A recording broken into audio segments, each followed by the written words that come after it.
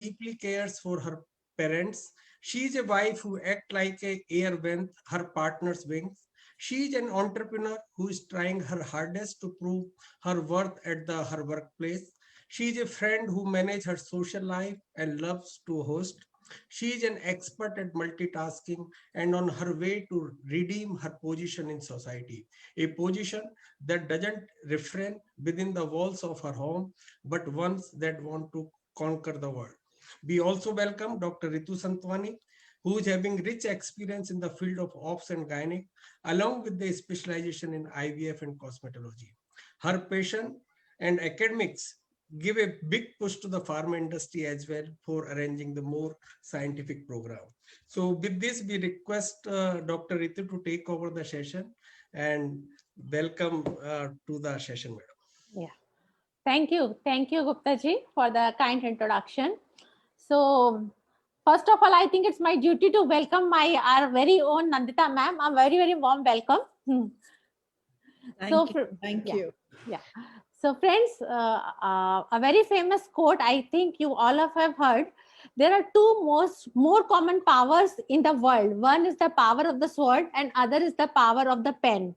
But I think all of you are agree on this on with me that the third power is the most important power. That is the power of woman. How many of you agree with me on this? I think being a woman is my superpower. And how many of you believe in this? Please write in the chat box. I am waiting for all of your comments. Yes, please write. I am seeing the 40 participants are here. Please write in the chat box. So, as today is the International Women's Day, so happy International Women's to each and every one of you. So today, to have a discussion, I am having a very, very special guest with us, our very own charismatic, charming personality, none other than our very own Dr. Nandita Palshetkar ma'am. I want to say specifically our very own. Nandita ma'am is the one who never says no. Means for me, तो ma'am is like, अगर मेरे से कोई अंधेरे में बत्ती जलाने की बात करेगा तो फिर मेरे मुंह में एक ही नाम आएगा, that is our Nandita ma'am. So I hope I should speak in English. There are so many friends have joined from across the countries. So, ma'am is always ready to help to each and everyone. As Gupta ji has rightly introduced regarding the ma'am has done a lot of work and still is doing. And we have done lot in the madam's presidential shift that we for Istri. So, today we are going to discuss a very, very important topic regarding the mystery of the role of the nutrition from adolescent to menopause. So before we go to the topic, ma'am, you are the role model for many of us. So I think it's a dream of each and every Foxian to have one photo with ma'am. हमारे लिए तो conference में जाने का मतलब ही ये होता है. Sorry, I will speak in English. My so many friends from Lebanon have joined, ma'am. So our purpose for going in the conference is like that, to have one picture with our own Nandita ma'am. So ma'am, you are role model for all of us. I want to know, who are your role models?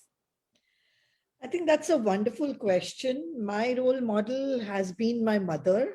I think she's had a tremendous influence on me. But before I get on to it, first of all, I want to say hello to Gupta ji. Thank you for those lovely words. I mean, really, so beautifully put in. Nobody has ever described me this way, you know. So thank you madam. very much. Thank you very much. And Ritu, for me, and between you and me, it's unconditional love. So there's no question of refusing anything. It's unconditional.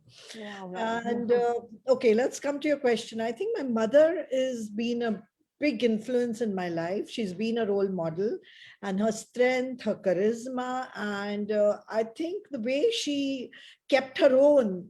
My dad was is a phenomenon, you know that. So, you know, to live with my father as his equal, and I would say, you know, takkar pe takkar dena with my father was a huge thing. And I think she did it with so much style, so much aplomb. It was fantastic. So she has really been my role model. And of course, in IVF, I always respected Dr. Indra Hinduja. I mean, you know, with my first panel discussion, I remember Ritu, I was very young, 30-year-old And I was taken in a panel. I went to her, I sat down with her, I said, please teach me how to talk. And she so sweetly explained to me. So I think it's been an amazing journey. And actually, I look at every individual. Ritu, I learned something from you also. You know, every person, Mr. Gupta, the way he got and he came forward with my anemia campaign and got everybody together. I think everybody can be a role model for each other. The thirst to learn should be there in you. And that is what is important, Ritu. Amazing, amazing, ma'am. Ma'am, as this is the 21st century, so in this International Women Day, any message you want to give for the 21st century women? Especially, I want, because today so many my friends have joined from Lebanon and Oman. So, Great. yeah. I think we Huh. doctors are a privileged breed, but still, I would say choose to challenge. We need to challenge. Barriers are there in our mind. Set your mind free from them. And you know what I feel? Women power, if it is, nurtured and cultured, we have to turn women power into prosperity. That would be my tagline for this Women's Day. Women power means prosperity, and it's better if the policymakers, everybody understood it, because how many billion women in this country, in this world? 38 billion women in this world. So obviously, if you empower them, if you give them things, you can have prosperity. So choose to challenge is my what I would tell everybody. Yeah, very correct, ma'am. Thank you so much. Totally agreed with Nandita's ma'am's view that women empowerment is the nation empowerment. Thank you. Thank you so much, ma'am. Ma'am, with your due permission, shall I start the topic? Please, please. Yeah, Yeah, yeah. I'm sure people But are waiting. yeah, but in between, all I interested to know more and more about you. So many doctors had requested. Earlier, also, I have done 3, 4 programs with Nandita ma'am. All are in super successful. Ma'am, I want to share with you the last TV recording what we have done. That was highly appreciated in the Gulf countries. I will send you. Yeah, means yesterday only I got that. So coming to the very important topic regarding this nutrition, ma'am, I want to know what's your opinion regarding the importance of the nutrition in the adolescence period.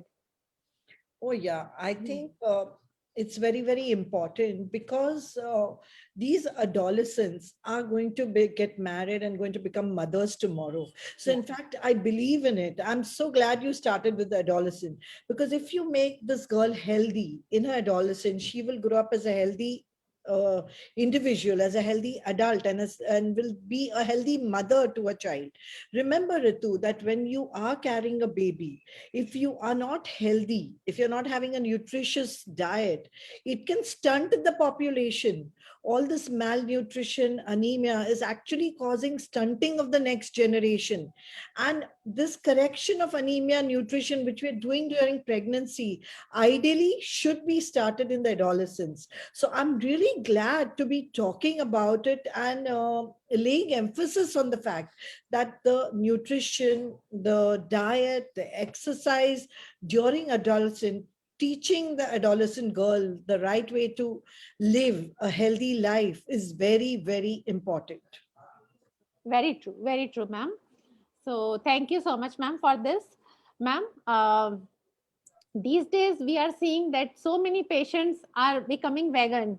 We are getting so many patients, means especially in Pune, Mumbai, most of the patients are coming with different concepts in their mind.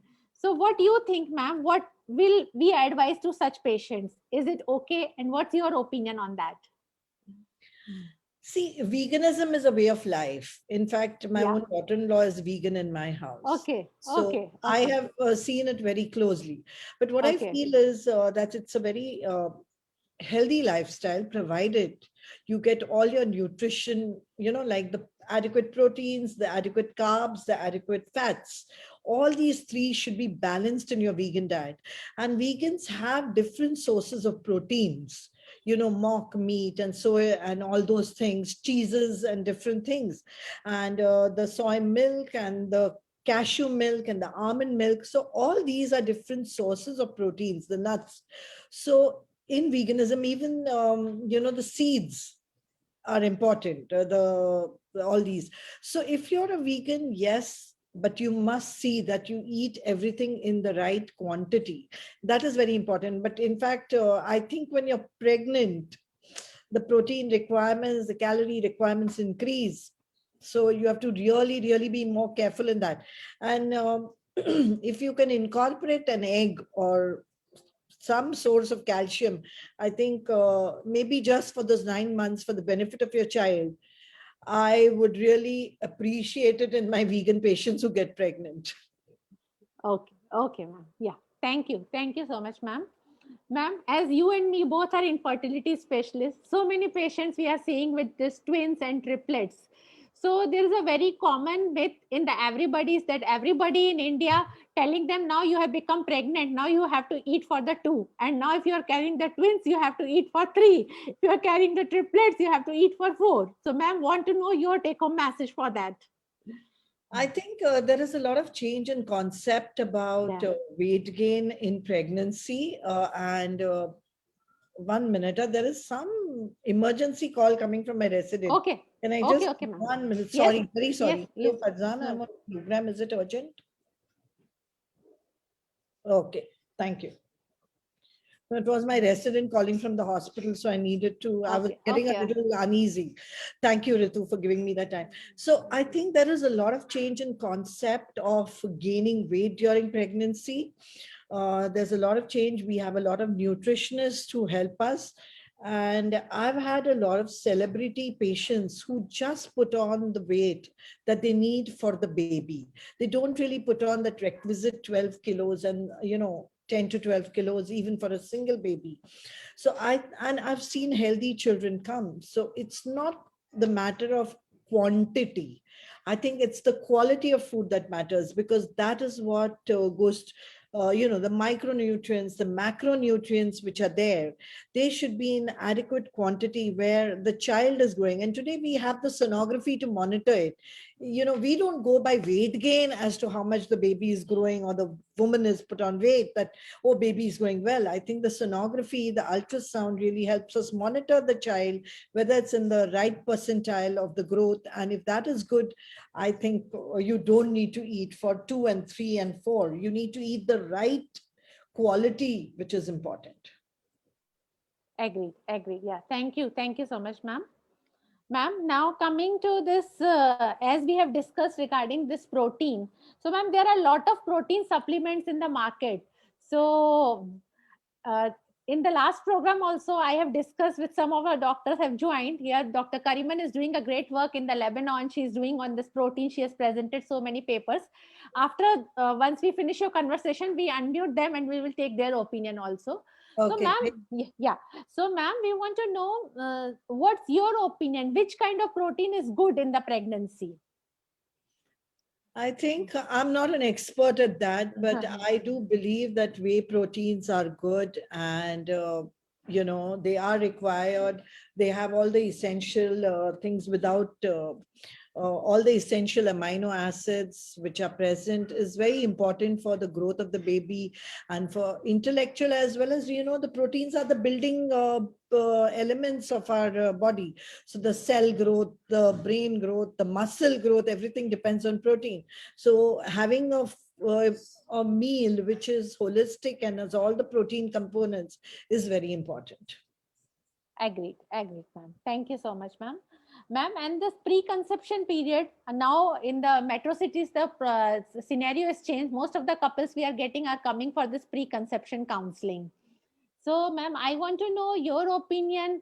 Iron, folic acid, and zinc. What's your opinion on that, ma'am? I Because think folic acid, ma'am, so everybody is taking by doing the googling. So, want to know from your side, ma'am. I think it's very important to have the adequate stores of iron, folic acid, zinc, because they are the ones, folic acid, for the brain development, for the eye development, it's really required. And iron, I mean, oxygen is carried by, iron is converted to heme, and oxygen is carried to every part of the body by that iron. And zinc is also very important for brain development, for eye development, and other systems. And all the, the molecular processes, the hormonal processes are controlled. So I think it's very important. And I would rather have them supplemented during the preconception area, and have them fit before they conceive. So folic acid definitely, yes. Iron and zinc also, I think it's very important. The micronutrients are very, very important. Yes, ma'am. Thank you so much, ma'am. Ma'am, as you have mentioned regarding this micronutrients, ma'am, what's your take home for this macronutrients too? In the right amounts, you have to take all of them. It's very important. Correct. Yeah. Thank you, ma'am. Ma'am, now coming to the next question, as we have discussed regarding this iron, folic acid, and zinc, ma'am, your take home message for regarding the calcium requirement in the pregnancy and which salt? Market is full of the salts. I think whatever gives you that calcium, Yeah. in its finally, the requirement is 1,000 milligrams per day. And calcium is very, very important because of the bones. And because I think every function, even the muscle contraction, requires calcium ions to cross over. So calcium is very essential. In fact, all my infertility patients, I put them on calcium supplements throughout their treatment. And it has to continue, I feel, during pregnancy. It's very, very important. Calcium, vitamin D3 along with it is the essential parts. And calcium also has proven to show that it reduces your PIH incidence, Yes. the preterm delivery. So it's a very important molecule. Yes. So as madam has correctly mentioned, the 1000 mg per day is the requirement, either calcium carbonate, calcium citrate, maleate. So many preparations are available these days. Yeah. Yeah. And zinc, because it's COVID times, you realize even immune function is controlled by zinc. So zinc is really essential micronutrient. Yes, correct. Yes, ma'am. So many patients are coming with that only. Ma'am, we have already started vitamin C, zinc, vitamin D3, all we have started. So yeah, thank you, ma'am, for that. Ma'am, now coming to a very important topic. I know ma'am has a very passion for the prebiotics and probiotics. I have learned and heard so many places the ma'am speaking about the prebiotics and probiotics. So ma'am, what's your opinion for this prebiotics and probiotics at the pregnancy time period? I think it's very, very important because we all know that the latest research is showing that the probiotics are actually required so that you don't have these inflammatory disorders like diabetes, blood pressure. I mean, there are studies now which are saying that give the probiotics to kind of control your diabetes also. So definitely, I feel that the lactobacillus population in our body is really, really important. It plays a role in balancing. And I have seen it, like in a lot of my patients over the last 30 years, that you give antibiotics and the lactobacillus is completely depleted and they land up with vaginitis, with urinary tract infections. So I think it's very important because we realize this. I know that right now it's again been withdrawn during pregnancy because there are no studies in pregnancy for the probiotics and the prebiotics. So, but I feel in the antenatal care where there are a few studies on prevention of preterm labor, prevention of bacterial vaginosis, I think these play a very important role. And especially if you're giving antibiotics to a patient in pregnancy, I think it's important to supplement her with probiotics. Yeah. These days, a lot of studies for prebiotics, probiotics, everything, IUGR, everything. We are getting a lot of studies and lot of research papers. Right. Yeah. Ma'am, now coming to the next important nutrient content regarding the role of this DHA. So do you support for this DHA? Yeah, I do use a lot of DHA from the second trimester for the brain. Yeah. I keep telling all the girls, you'll have a very intelligent child. And I think, during DHA, even during the lactation until the child is about, I think, 1,000 days old, DHA is very much required for the growth and development of the child.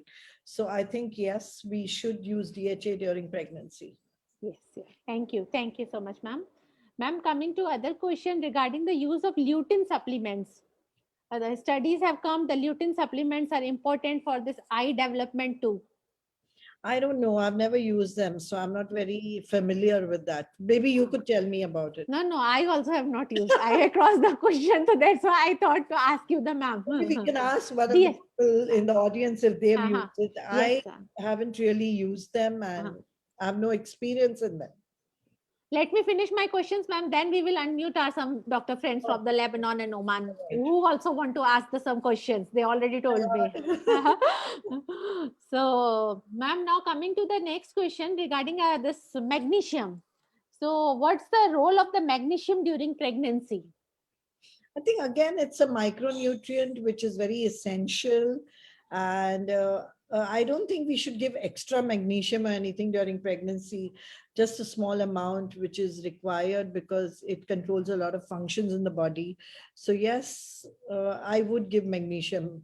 I do. We give magnesium sulfate for prevention of severe preeclampsia. I don't know whether that is counted here, but yeah, I think as a whole, magnesium is required in the different cells of the body. So the right amount of magnesium is good. Correct, correct. As ma'am told, yes, for this preeclampsia, for neuroprotection, we are using these days. Oh yeah, I forgot about that. Thank you, Ritu. For prematurity, neuroprotection before 34 weeks, Maxulf is definitely being used. Yeah, yeah. Thank you so much, ma'am. Friends, if you're having any questions, you are free to write in the chat box. Dr. Kariman, our dear friend from the Lebanon has joined. Ma'am is the stalwart here, Dr. Nandita ma'am, whom you can say we worship here. Huh? So, ma'am, I think they won't on the camera. Yeah. So, Dr. Kariman, if any questions or if you presented.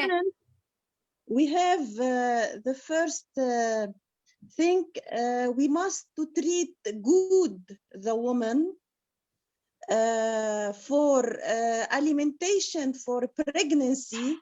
Yes. Not more carbo, not more protein, not more lipid, moderate exercise, good lifestyle, acid folic, not during pregnancy only. No, before pregnancy, we must start acid folic. Folic acid you are talking. Folic acid you are talking. Yes. Yeah. Okay. Yeah. And acid folic before pregnancy, I see, not during only. Magnesium, I agree with him, is macronutrient more important, not during pregnancy, during the cycle, because we lost during the cycle magnesium, we need more. And what I want to... regarding the lutein supplement, are you using lutein supplement in your country?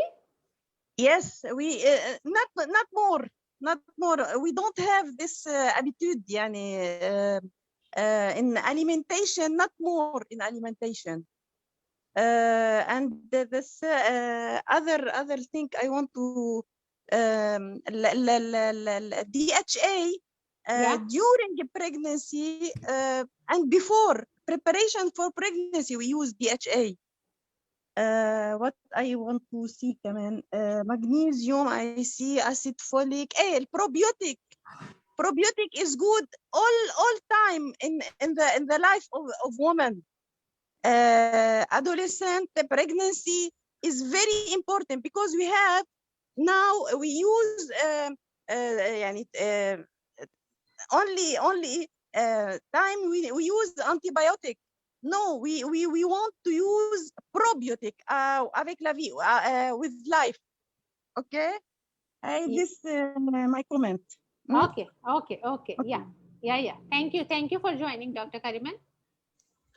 Okay, Madam, we have got one question from Dr. Ashwin. How to differentiate healthy child and obese child? That's a very pediatric question. Pediatric question, same thing I Yeah, was yeah. going to But, ask. I think even in children, there must be some BMI levels, right?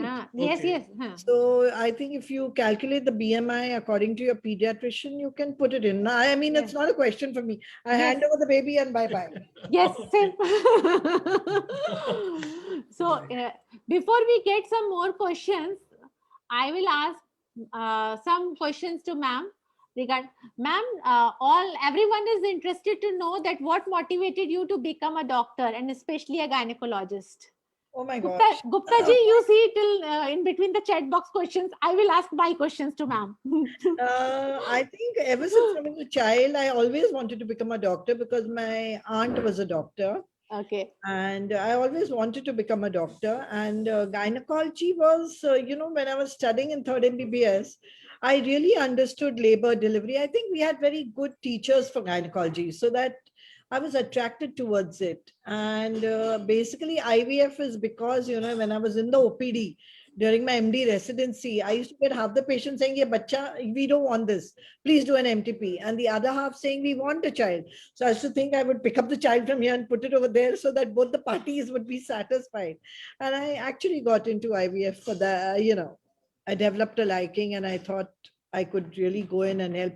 And it was like going in for technology or technique because we had fantastic surgeons when I was studying, and technology was really coming there, and I had to choose between the two things: super specialization or now normal practice. Contraception was very big at that point, and there was IVF on the other side. So I think I chose IVF, technology, super specialization. So that's the path which I took, and I think I've really enjoyed it, and it's become a passion with me. I love my field. Thank you. Thank you so much, ma'am. Ma'am? Yeah, madam, one more question. Yes. What is the role of the nutritions in the lactation period, and which type of the nutritions women should take during lactation?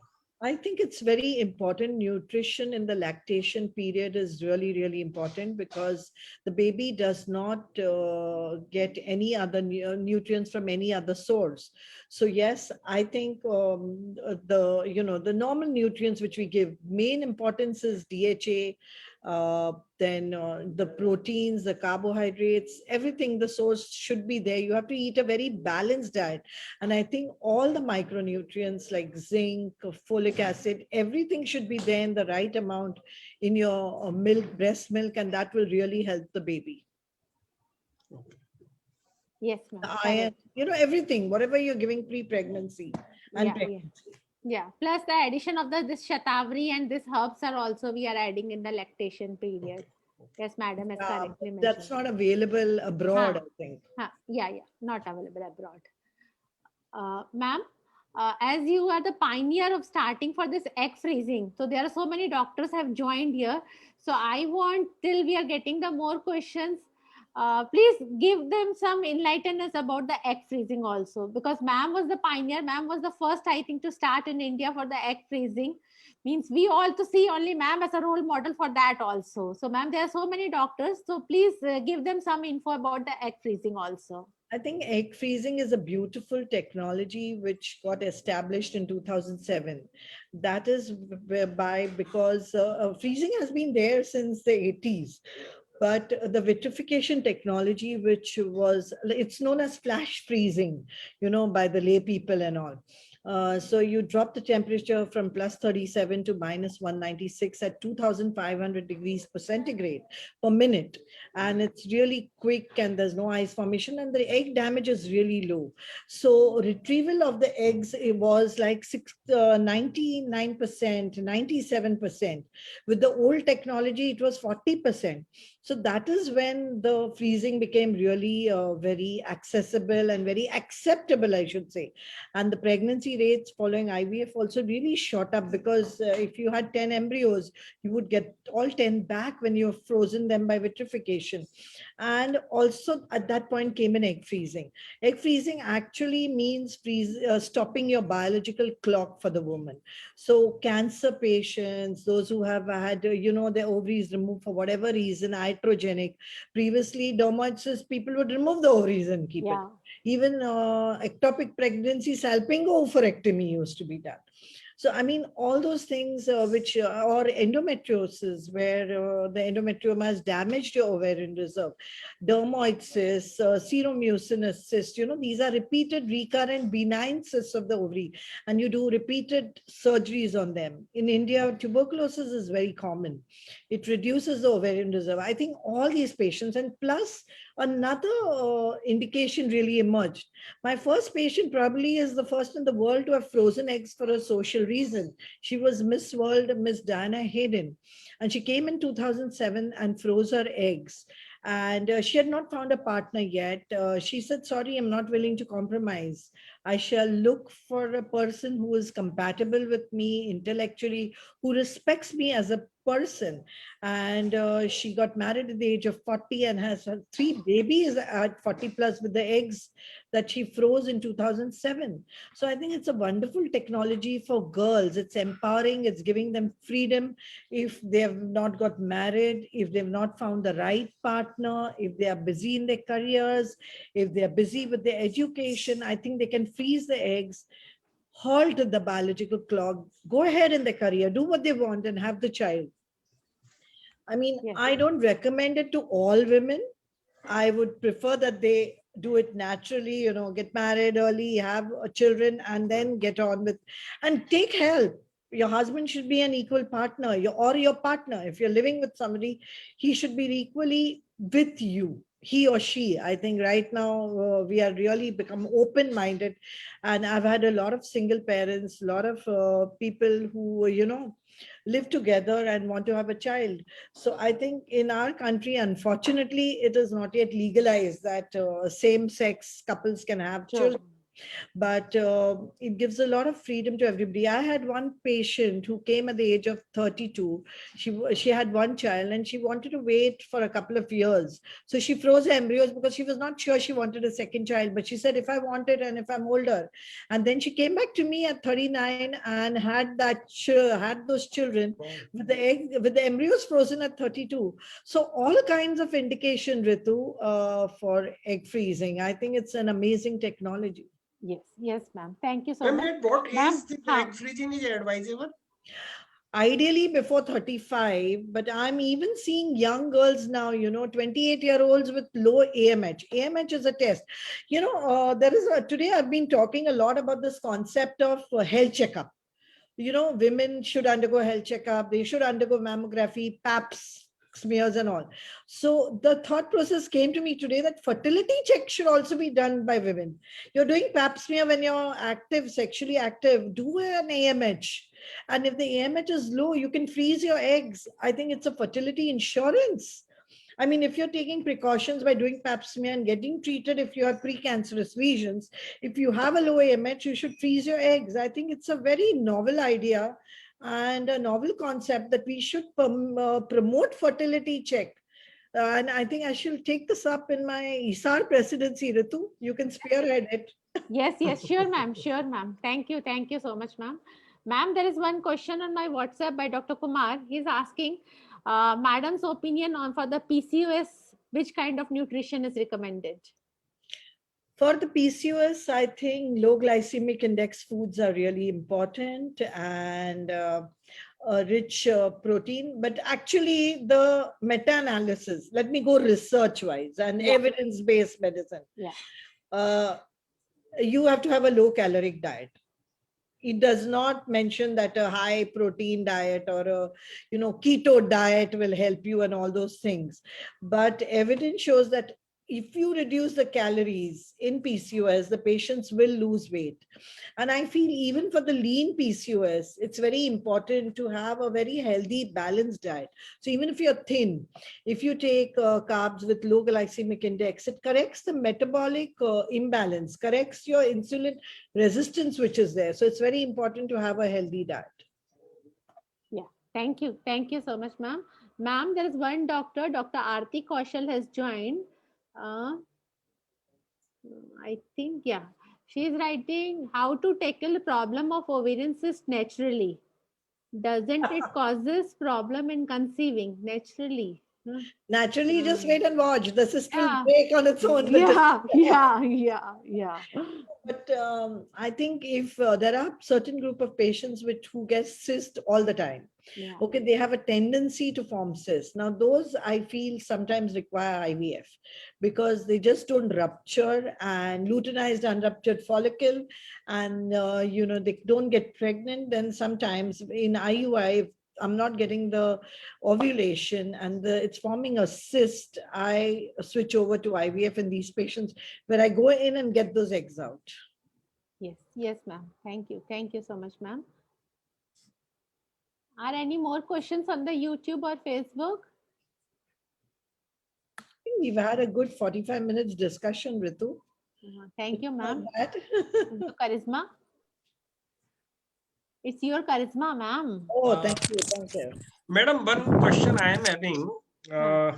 Suppose as a pharma company, we want to develop some nutritions for the adolescent group, fertile group, and menopause group. So then how we can differentiate the formulation as per the need of this age groups? I think adolescence is growing. So the protein content, the building blocks, the zincs, the calcium should be more. Then the pregnant mothers, again, I think, the requirements of the fetus and the child have to be taken, what I talked about. And the menopause is also very important. I think the calcium supplements, the micronutrients that are needed, antioxidants should be there because, as you age, the antioxidant capacity of the body goes down. So I think to help that, to assist that, and I think DHEA is a very promoted anti-aging supplements. So there are a lot of anti-aging, therapeutics which are there. And I think it would be very interesting to have something for that menopausal age because 50% of your women are not 40% of the women are menopausal. So it's a huge market. And remember, when the woman gets menopausal, she has the money to buy also. Yeah. Very correct. Very correct. As madam has told DHEA, ma'am, I think addition of melatonin will be also And be even helpful. testosterone, Yeah, even yeah. melatonin, yes. Melatonin. Yes. Testosterone for libido. Yeah, I think women are living, they want a quality of life. They want to have, enjoy their lives. So why not, help them improve their quality of life? So if you have a nutritional supplement which will improve their quality of life, go for it. Yes. So thank you so much. Now, Mr. Gupta is going to give me a 10% commission for my Yes. Only 10%, ma'am. I'm not greedy. I'm satisfied. No, I know. A satiety center here, Ritu.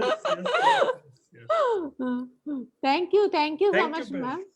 Ma'am, in spite of having such a busy schedule, you accepted our invitation. Thank you so much, ma'am, from the bottom of my heart. Ma'am, this lovely rose is for you. Oh, thank you. I was just hoping I have the energy left over by the time I come on to you. But I think with Ritu there, the energy comes by itself. Yes. Wow, ma'am, you made my day. Thank you so much, ma'am. So it was great. I think thank you to all the participants who have been there. I mean, Yeah, thank you very much, ma'am. And once again, happy Women's Day.